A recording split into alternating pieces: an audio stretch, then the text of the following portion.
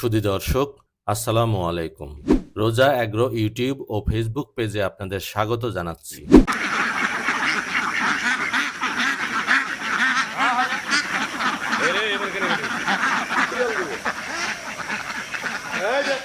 আগে মানুষের বাড়ি কামলা খাটতাম। কামলা খাটার পরে দেখছি যে সংসারটা সচ্ছলভাবে চালাতে পারছি না। তখন চিন্তা ভাবনা করলো যে হাঁসের খামার হয়ে যায়।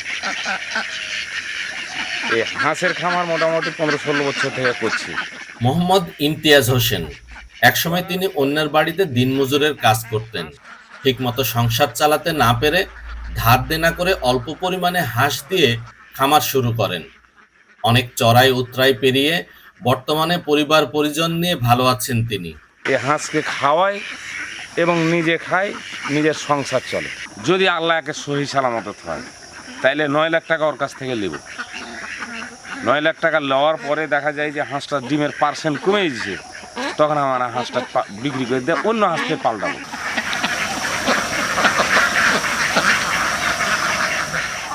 বর্তমানে তার খামারে 1200 হাঁস রয়েছে।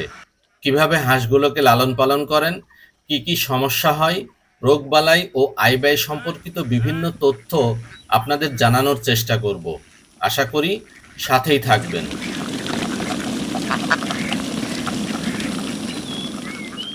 বাংলাদেশের নিচু অঞ্চল বলে পরিচিত চলন বিল।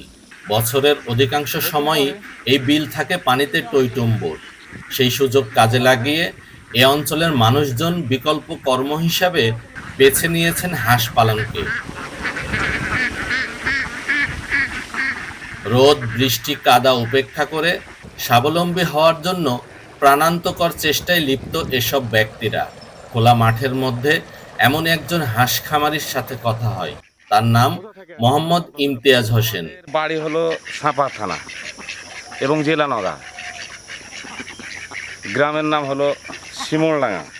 তিনি জানান, ধান কাটার পর চলন বিলের বিভিন্ন এলাকায় ঘুরে ঘুরে হাঁসগুলোকে চরানো হয়। ধানের পাশাপাশি শামুক, ঝিনুক, শ্যাওলা ও অন্যান্য ক্ষুদ্র জলজ প্রাণী খেয়ে হাঁসের বেশিরভাগ খাদ্য চাহিদা পূরণ হয়। এজন্য হাঁস পালনে 3 থেকে 4 মাস খাবার খরচ খুবই কম হয় বলে জানান ইমতিয়াজ হোসেন। হাঁস নিয়ে যায় দোলাবাড়ি, চৌবাড়া, রাজশাহী, ওই হুলিখালি, তারপর এমনে চলে যায় বগুড়া, এমনে চলে যায় দিনাজপুর, গাইবান্ধা। হাঁসকে আসলে কি কি খাওয়াচ্ছেন? এই হাঁসের খাদ্য হলো ধান দি, ফিট দি, গম দি, ভুট্টা দি। দিনে কয়বার খাওয়াতে হয়, কিভাবে খাওয়াতে হয়, রাতে কি খাওয়ান? যখন আমরা নদী বিলে পড়ি, নদী বিলে যখন পড়ি তখন হাঁসটাকে খাইতে দিই আপনার শুধু ধান দিনের বেলায়। যখন সন্ধ্যায় আসি, সন্ধ্যাতে এসে আপনার ফিট আর ধান এই দুজনাকে মিক্সচার করে হাঁসকে খিলাই। রোগবালাই সম্পর্কে তিনি জানান, ডাক প্লেগ এবং ডাক কলেরা হাঁসের অত্যন্ত মারাত্মক রোগ, যে কারণে একটি খামার লোকসানের মুখে পড়তে পারে। সেজন্য এসব রোগের লক্ষণ দেখা দেওয়া মাত্র চিকিৎসা দিতে হবে। এছাড়া হাঁসের ছোটখাটো রোগ হতে পারে, যেমন সর্দি, জ্বর, কাশি ও আমাশা। সেজন্য নাপা, অ্যামোডিক্স, সিপ্রোসিন জাতীয় ওষুধ খাওয়ানো হয় বলে জানান ইমতিয়াজ হোসেন।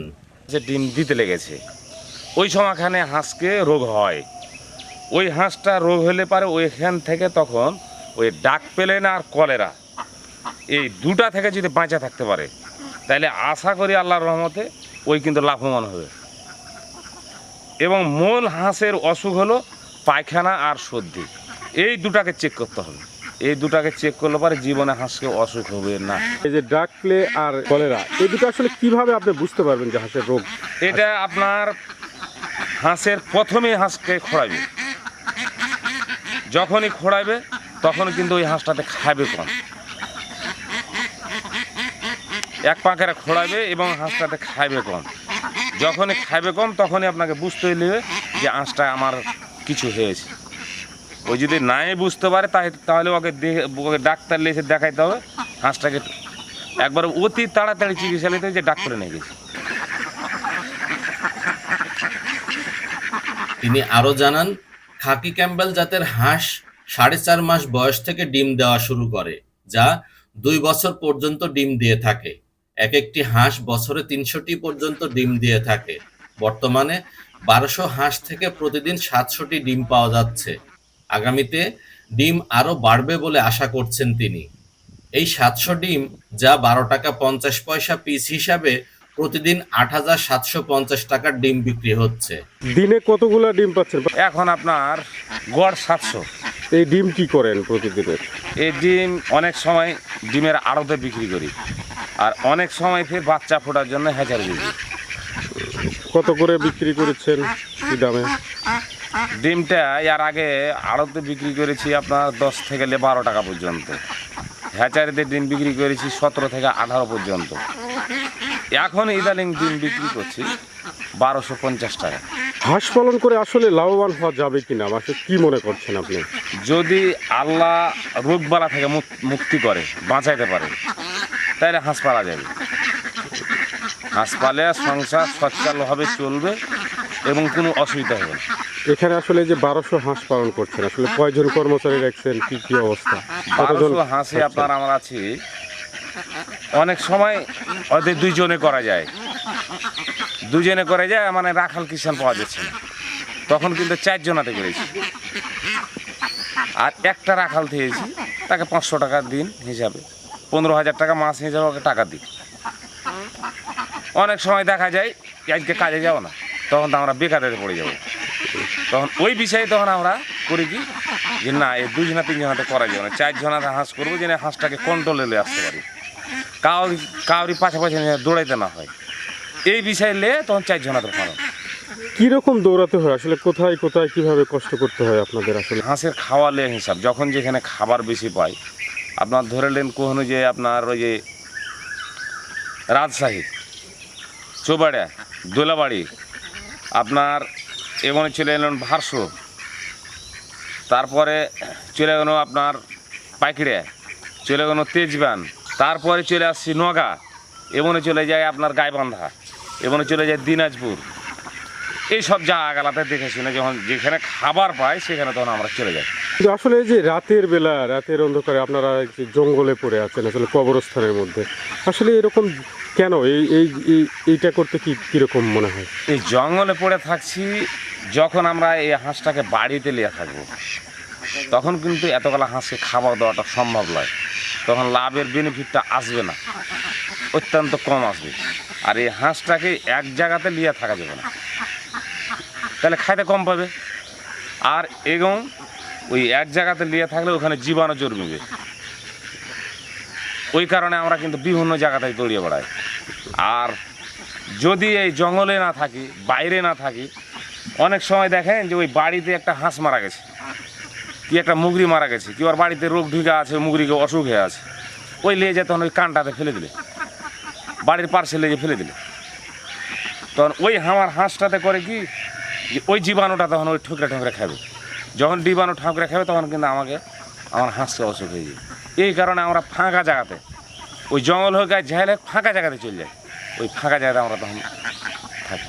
এই যে 9 লক্ষ টাকাতে হাঁস কিনেছেন, আসলে কত টাকায় এই হাঁস থেকে ডিম বিক্রি করবেন আপনার আশা করছেন, আর পরে হাঁস কি করবেন? এই 9 লাখ টাকাতে হাঁস কিনে যদি আল্লাহকে সহি সালামত হয়, তাইলে 9 লাখ টাকা ওর কাছ থেকে নেব। 9 লাখ টাকা নেওয়ার পরে দেখা যায় যে হাঁসটার ডিমের পার্সেন্ট কমে গেছে, তখন আমার হাঁসটা বিক্রি করে দিয়ে অন্য হাঁসকে পাল্টাবো। এই হাঁস আসলে সকল কি হিসাবে বিক্রি করবেন, মানে মাংস হিসাবে না? অনেক সময় দেখা যায় যে কেউ পালার লেগে নেয়, পালার পাটি যদি না হয় তখন আমরা কাটাইতে আড়তে বিক্রি করে দিই।